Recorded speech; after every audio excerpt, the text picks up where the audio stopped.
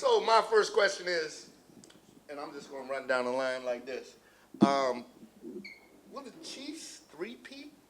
Or do you have Philly's top-ranked defense containing Patrick Mahomes? I mean, I know a lot of people are going, well, that we've seen this Super Bowl and the Chiefs are in for the third time and we're not that far away from this happening with the Pats. But I think there's a lot of storylines in this game. And I'll start by saying I'm not an NFL expert. But and I don't even really watch the experts, but as an athlete who played for 15 years at the high level, there's just is momentum in championship games, you know, and there's so much unpredictability. And so if you're an Eagles fan or an Eagles player, you're chomping at the bit because you lost to the Chiefs in the last Super Bowl, and you've got top to bottom roster strength. It's pretty incredible. And if you're the Chiefs, the hardest thing to do in pro sports is to repeat, but then three-peat is something that you can only really do with the best player in the league and then one of the best coaches in the league. And one of the things I learned from whether it was Coach Popovich or Phil Jackson is that, and this is what Andy Reid does, is they never try to create the same vibe in the locker room after winning a championship. They create a whole new vibe, and that team has to buy into what it means to be a Chief in 2024, 2025 now. And that's the only way to repeat, because once you win, you can never recreate that sense of never having won before. So I think it's going to be really like energy, momentum driven. And if I were to have to pick, I would say the Chiefs are going to go 3 in a row. Got you. Great answer, too, by the way. I would never have been that extensive. That shit was deep. I was like, I don't even want to say nothing after that. Let me start by saying I'm not an expert, but I'm going to break this down. Exactly what he said. That's what I meant.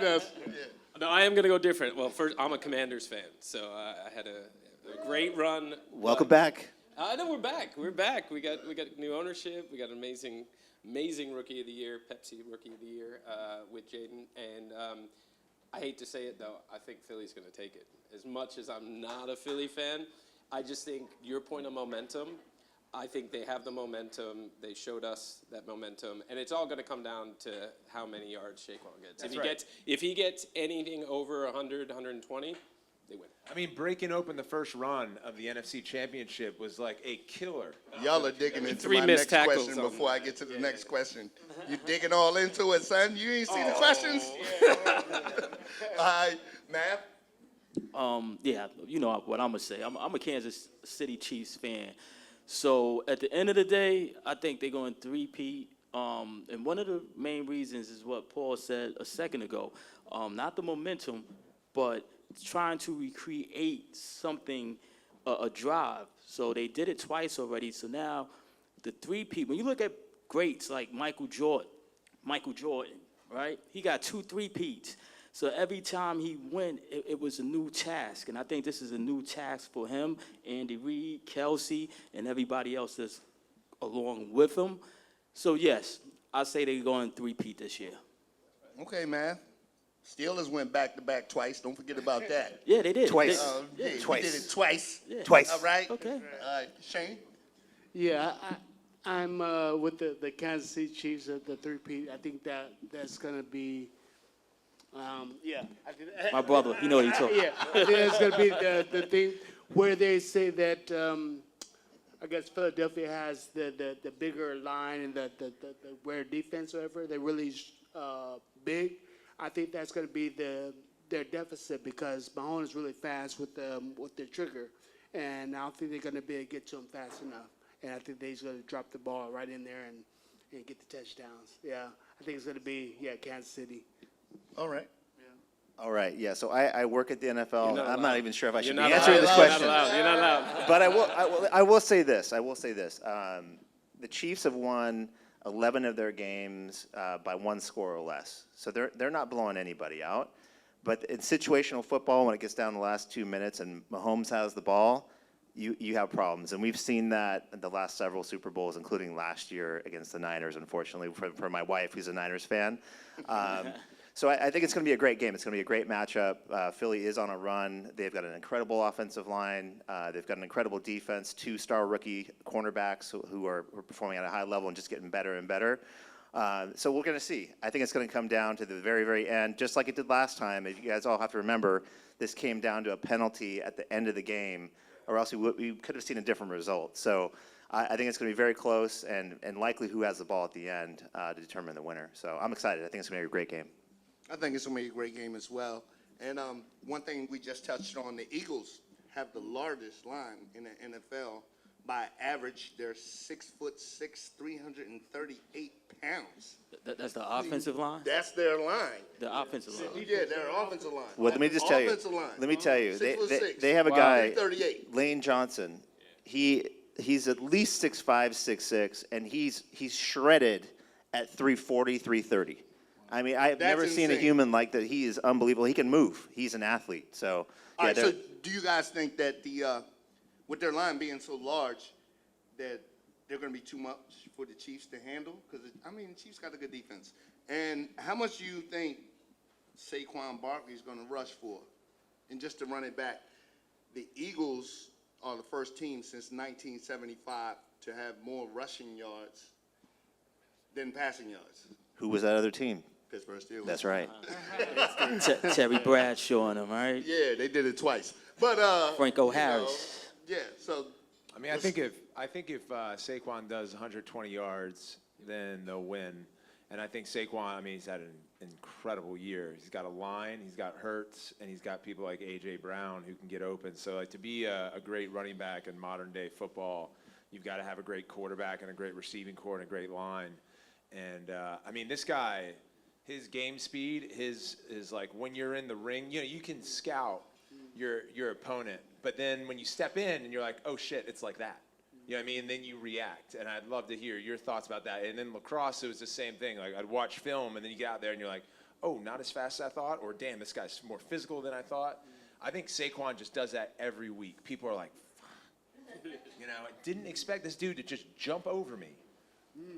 So he's backwards. Backwards. Right. So he's the game changer. 120, and it's a different ball game, I think. That's the same thing. If he gets over 120, game over. That was the Commanders. The Commanders had to keep him under like 115, 120. And that first run, we're done. We were done from that first run. So I think that's what's going to be game maker.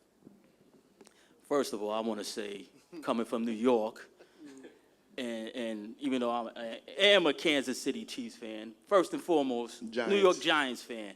And Giants dropped the ball on Saquon. Oh, badly. It's like, my goodness. Every time I look and I see them, but back to the question.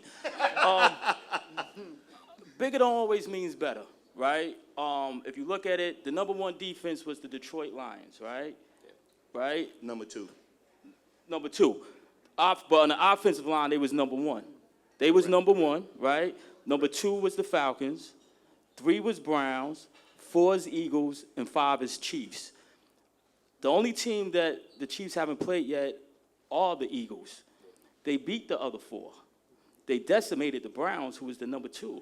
They beat them 21-7. So Saquon, and nobody's ran over 100 on them yet in the playoffs.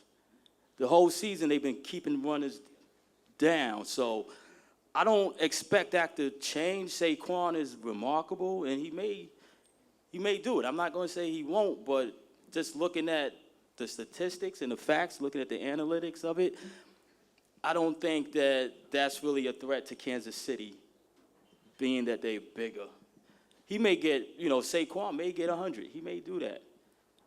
But on the other side of the coin, you got the Kansas City Chiefs. You have Mahomes. You got PepsiCo, who's playing. You got Kareem Hunt. So we have runners, too, over there.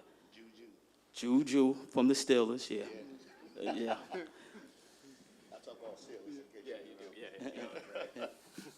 Yeah. I guess this is a football thing, but we're talking about, I think there's going to come down to the conditioning of it. Like, if they can break them down, break the Chiefs down or not. If the Chiefs will fall prey to that. But on the defensive side, but on the offensive side, I believe the Chiefs are really they're really quick. Mahomes very quick with getting touchdowns, and I think that he's going to be able to change that narrative with the defensive part. So like you said, it's both sides. I think it's going to come down to conditioning. We'll see what happens with that. Shane, going back to his question, I'd be curious to know. I mean, you had such an illustrious career. Was there a guy that you got in the ring with, that you, like, whether it was speed or maybe the strength, that you felt like, okay, this is a little different than what I was expecting going in? Yeah, there's a few fighters like that. Like if you watch their tapes, you can't really tell the power, the speed, until you get in there with them. And I think that was a lot with me as well. They couldn't really tell my speed or power until they got in the ring with me. And then it was like, oh my God. And I could see their face like, oh my God, this is so different than what I thought. Yeah.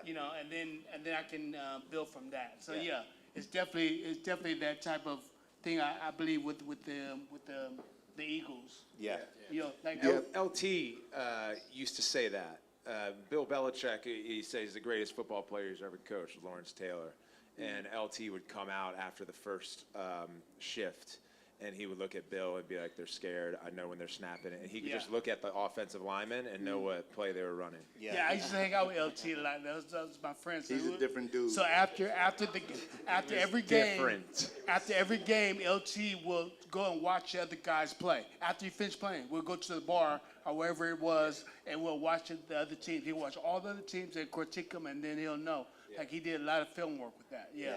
Definitely. So to that point, and kind of coming full circle here, I think, and you've heard defensive players say this, when Saquon, when he was with the Giants, unfortunately, he wasn't getting to that second level. And second level means to the secondary that often untouched.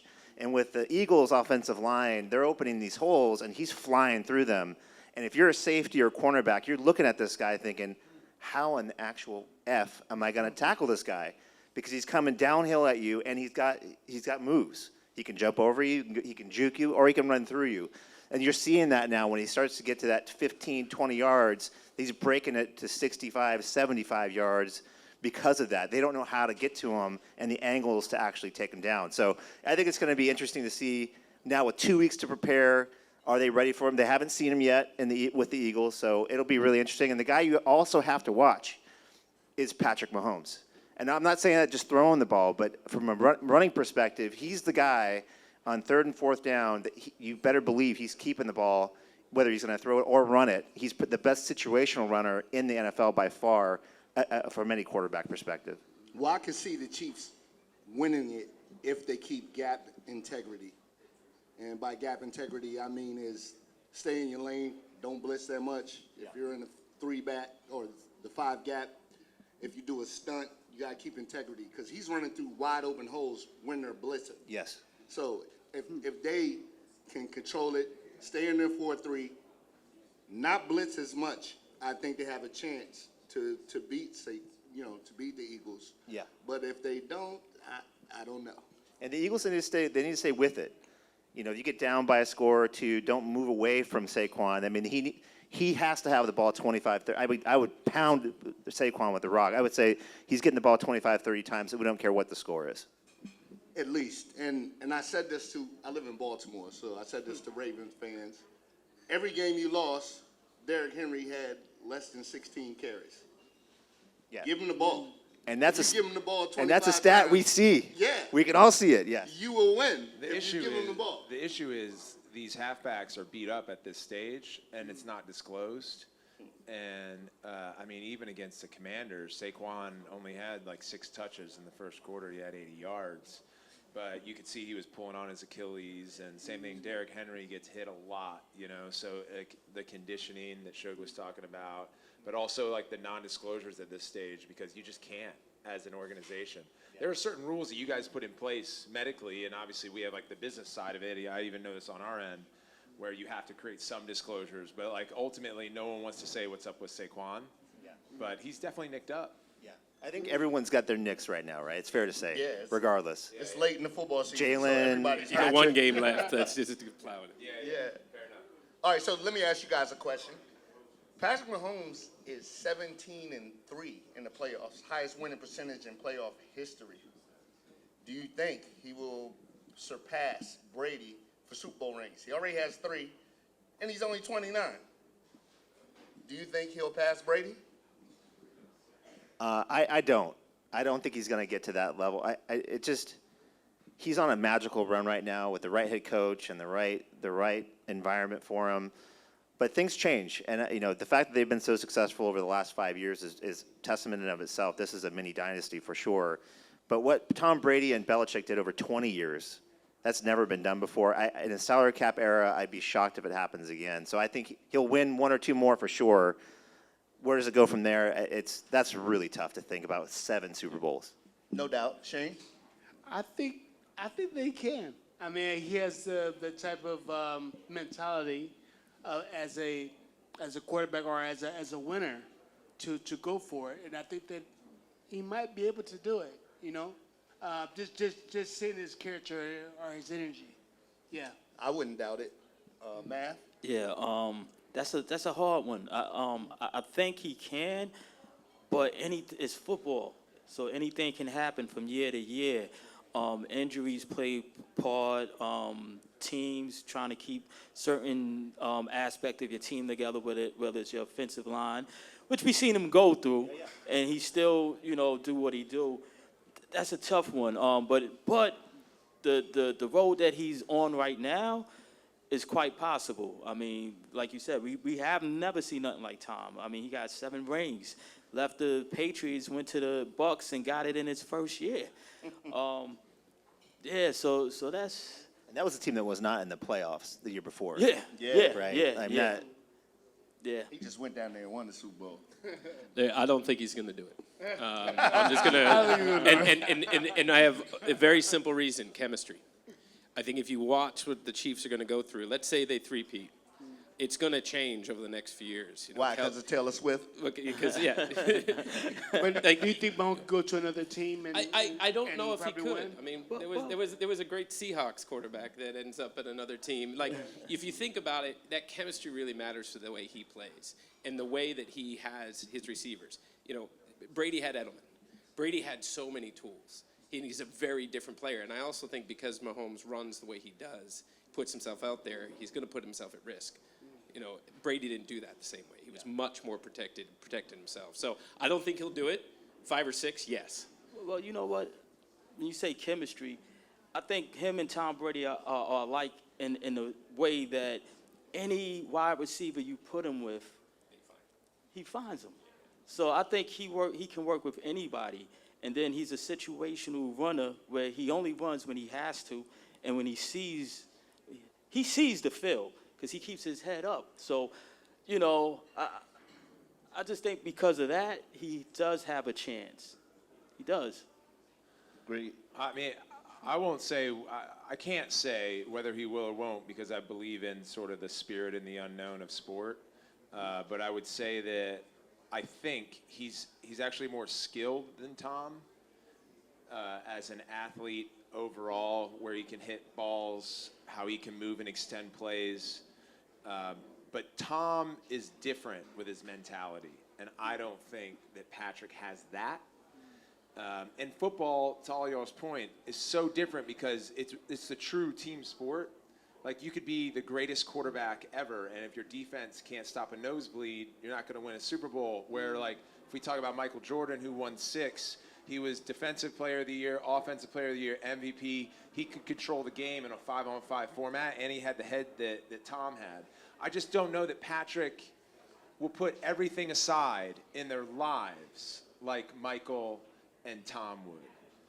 That to me, as a competitor, you don't see like that cut. You know what I'm saying? And so if Patrick wins 8, he'll have to develop that cut of thinking. Got you. Yeah, I mean, Yeah. I agree with you 100% Yeah, I do. I understand. on what you're saying, but It's a little different. Yeah. he's It's that little bit that gets you that greatness. It's Right. darkness. Yeah. You know what I mean? Patrick It's is it is. I don't know, Patrick. I think he's His got mentality, some of yeah, that. I think You he, know I what think, I'm yeah, I think he does I think too. he got He that. does, Yeah, I think he got that. Yeah, I ain't even gonna say. I think he does have a mentality. He has a winning mentality. No doubt, he has a winning mentality. But I'm talking about a little bit like Talk about it's the next level. loneliness. You talk about the, You know what I mean? the great level. Like you remember in episode 7. 17-3. That's a great level right there. No doubt. I mean, Better look, than anyone ever. if you And see coming The back Last in Dance- fourth quarters, Like his comeback in fourth quarters is incredible. I think I would say he I has think a great he's 8 level. and 0 I mean, in I don't fourth know quarter which way you're comebacks. looking No, at he that, but I he's think he does have also a great not level. only is I he think 17 does. and 3, I don't know. but You know. him down by 10 points in the fourth quarter, he has the most victories. He's a ever. clutch player. No, no he- doubt. Out of any quarterback ever. And that's Hun- great. That's insane. He's an incredible leader. Yeah. And he has gone through. He's lost all of his receivers. He's played with teams with terrible defenses, terrible offensive line. He works through all that. I think to your point, though, he'll have literally $1 billion in the bank at 38, 39 years old. The question will be, does he want to keep doing that at that level? And he's got something to chase with Tom. Tom just kept going. And that's the thing. I think with Michael, he probably would have got 8 or 9 had there been someone else out there that he was chasing. So that might be the reason why he does go after it and actually gets it, is in part due to Tom, because the line is so far out there. But we'll see. I mean, at that point, you're 40 years old. Do you want to keep taking those hits? Your family's getting older. It's a different stage of life, and that's the only thing that stopped Tom. He could have kept playing too, and he finally got to the point where he said, "You know what? I've got to hang it up and just start doing something else," even though he still had the talent to do it. Indeed, and me and my brother Math argued on the way over here about Michael Jordan because he went to the Wizards. He had no chance. Yeah, but like I said, Wizards. because of his standard, See, now when we gonna he talk went, about it. yeah, because you brought it up. I did. You brought it up. When he went to the Wizards, he had Yeah. similar numbers that LeBron was having at 38, 39, and 40. It wasn't until he tore his meniscus and he finished the game. I ain't believe you till I looked it up. Yeah. Oh, you had to look it up. Yeah. See what I'm saying? And he played all Like you 82 lying, games. man. And he played. Look. He played all 82 games. But when he hurt his meniscus, he was out. He did surgery. I think he was only out for a month and a half and was right back. And then even then, he still averaged over. I think he finished 25 and 5 at 40. For anybody else, that would 25 and 2, but yeah. Because you told me that. He averaged. rookie year he averaged the only 28.2. the only Yeah, reason why Michael he had didn't sit- he had a standard because when he first came in as a rookie, he averaged 28.2 points a game, which No is doubt. insane. I mean, look, this is why my personal opinion is why Michael's the greatest ever in any sport, and the only reason he didn't stitch 6 in a row is because he retired, then came back. Is that no athlete in team sports has played in that many championships and never lost. Even Braun lost championships, and by the way, he won all 6 NBA finals he played in, and he was MVP of all 6. So we're talking about clutch gene. Wow. And never had a game different. 7. Never had a game 7. You know what I mean? Like that guy, and the closest I've ever seen to that was Tom, in that level of competitiveness. And you Terry got- Bradshaw never lost a Super Bowl. He was 4-0. I don't know. I'm just saying, in case you don't know. Fair enough. You know what I'm saying? Back to But they had back the steel twice. curtain, though, right? And look, know? and you got to remember, it's only 3 teams that ever go 3-peat, right? Boston Celtics, the original Boston Celtics, they won 10 out of 11, which is crazy. Even though I think it was only 8 teams, but it's still crazy. It still counts. Yeah, it still counts. Lakers did a 3-peat in the 80s. They also did a 3-peat in the 2000s. The third team is Chicago Bulls, and they did a 3-peat in the 90s. He retired, came back, and did another 3-peat. And Chicago never won another championship since. And they won't because the Knicks are good now. Yo, I'm going to switch the gears real quick. And this is a question for everybody. Prince or Michael Jackson? Prince. Oh, Oh, he was strong with it. but you got to give me 3 songs. Go crazy. Purple Rain. and Purple Purple Rain. Rain. I got Doves Darling Cry. Nikki, Adore, and Purple Rain. Me too. Yeah, those. Doves cry. Doves cry. Yeah. Yeah. Mike Jack, I got Farewell, My Summer Love, Smooth Criminal, and Billie Jean. Thriller. Who you got? Whoa, that's a tough one because, Who you got? I don't know because I love both of them, and being a producer is like Prince was incredible. I mean, like his whole first album, he wrote, produced, arranged, played all the instruments himself, which is incredible. Michael Jackson, from the time he was born, came out singing and dancing, Jackson 5, and yeah. then he actually started producing, writing himself too. But you know, he had a team around him. You know, with Quincy Jones, Rod Templeton, and brought in a lot of amazing artists to play with him too. If you go in as far as like production wise, and I'm gonna go Prince. But if you go in like talent performance wise, Prince is a great performer too. But I gotta go Michael. I don't know. That's a tough one. Yeah, I might have to sit this one out. I gotta sit this one out. After all that, we're gonna sit there. I can't. I don't really have either one. I think that it's what you want to listen to at that time.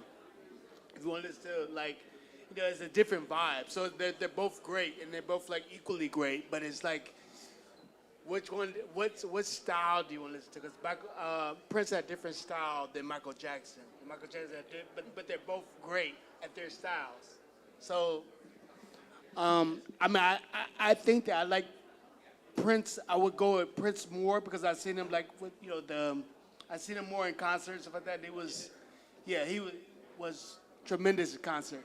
But Michael Jackson is definitely a legend. It is right too. So, if I had to go, I couldn't. I can't. Sit this one out. Sit this one out. Sit it out.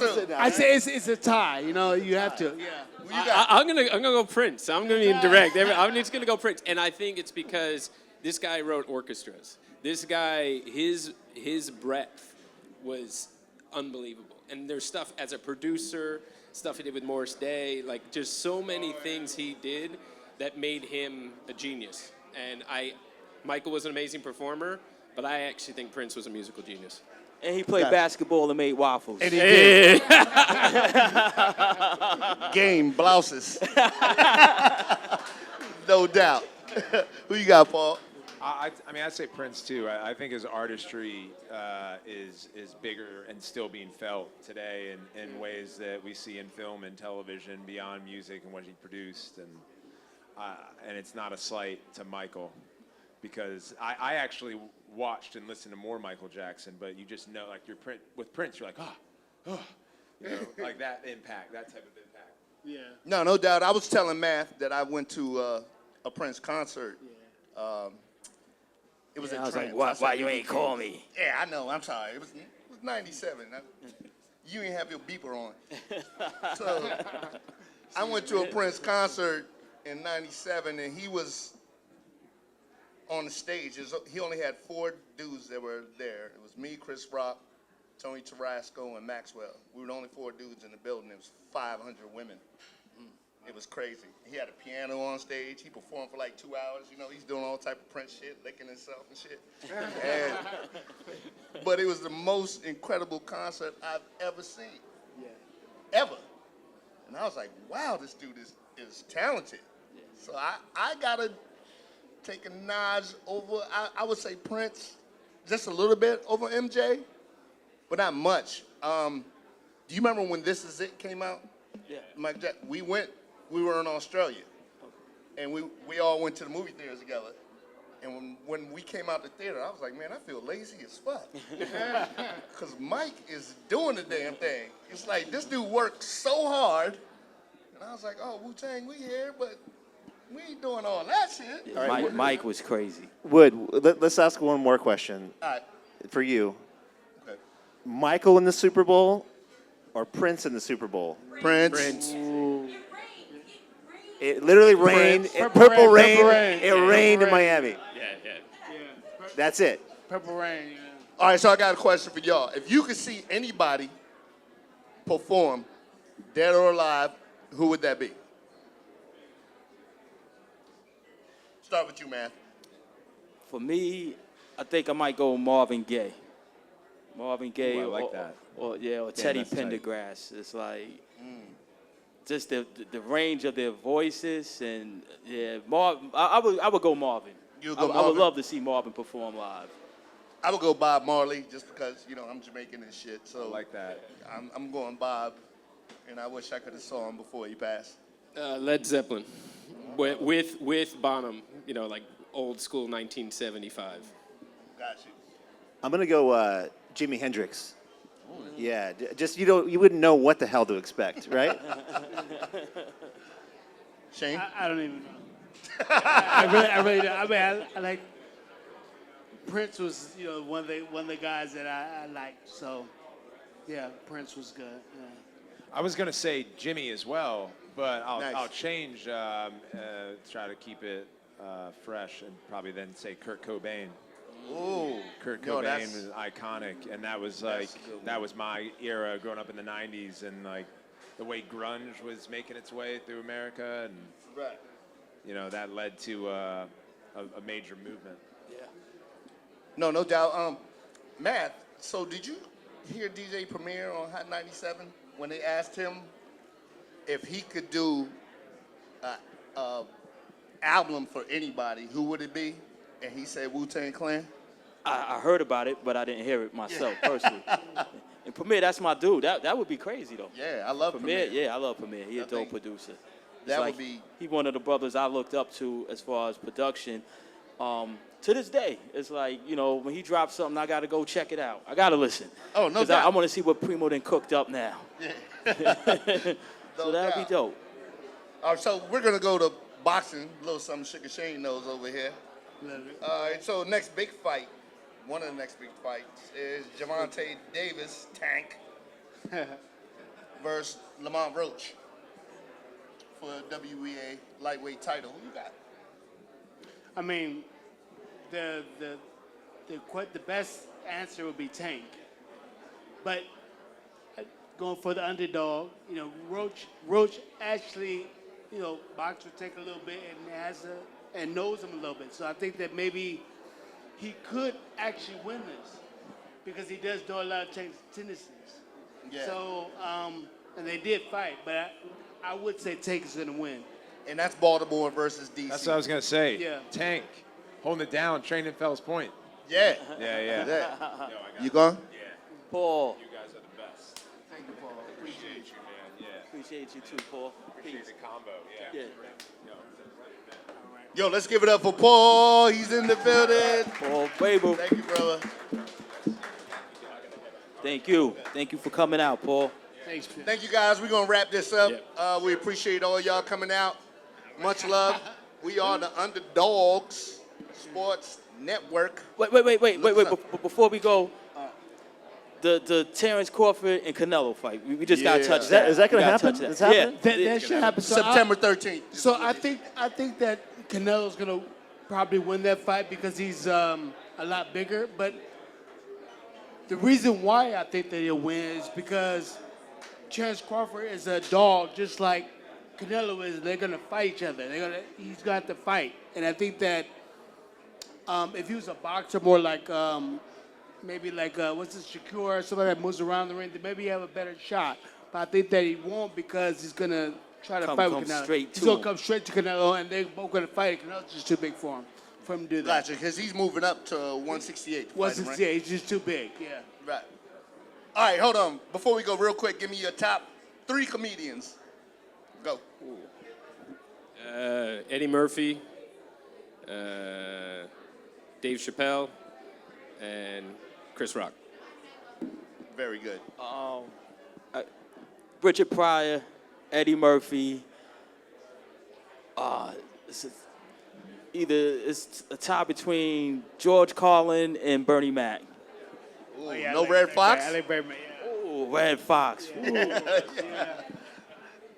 Yeah, I think the Red Fox. But I like Richard Pryor and Eddie Murphy and Dave Chappelle. Dave Chappelle's like what Oh, my Dave. top. Oh, yeah. No, Yeah, Dave Dave is is like- definitely top. Yeah. Davis is my man. You guys said them all prior, though. He's the GOAT. The GOAT. Goat. Rich. Indeed.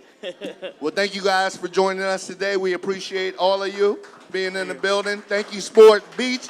Thank you, Ryan Linder. Ryan. Thank you for having us. We're Underdogs. Woo, woo. Peace.